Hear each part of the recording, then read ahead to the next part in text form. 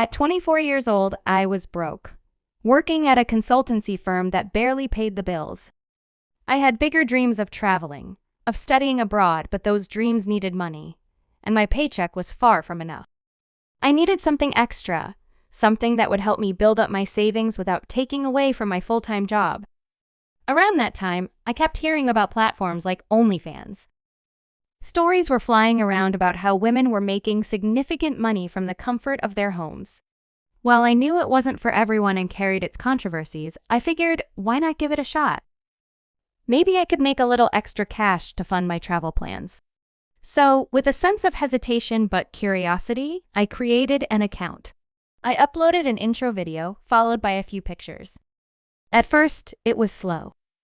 I'd get a couple of followers here and there, mostly subscribing for $10 a month. But then, a small spark ignited.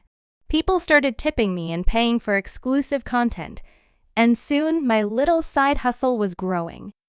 I made a promise to myself all the money I made would go into my travel fund, and as soon as I had enough saved, I'd delete the account and move on. That was the plan. But life had other ideas. One evening, I was exhausted after a long day of networking at a business conference. I handed out business cards to everyone who crossed my path. It was all a blur, names, faces, conversations blending into one. Later that night, I logged into my OnlyFans account to check my messages. One username stood out, John Smith. Not the most original name, but he seemed like another harmless follower. Hey, $10 a month? Totally worth it. You're beautiful, he messaged.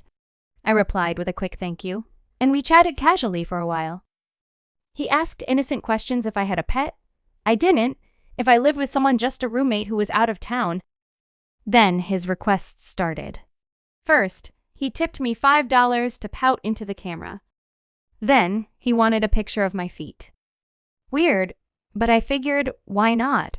The requests kept coming, and the money kept flowing. But then, things got strange.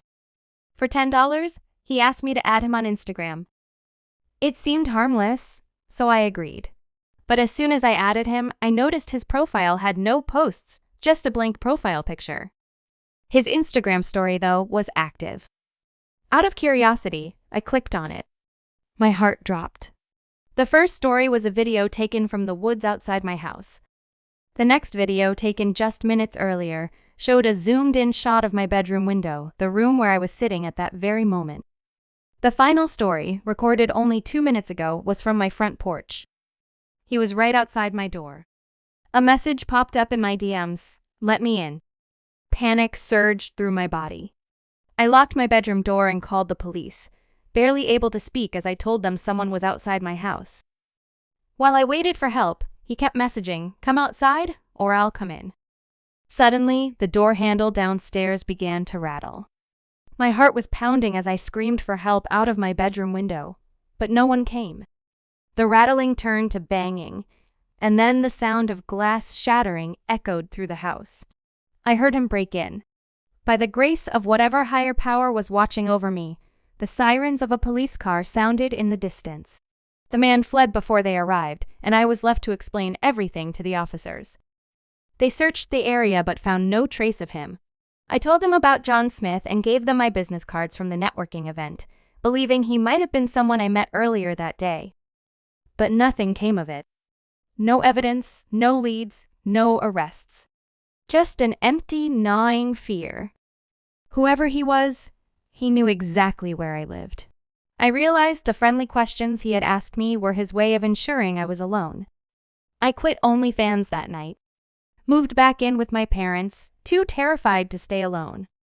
But every time I go into work and meet clients, I can't shake the thought that one of them might be the man who stood outside my house, peering into my life, waiting to get inside.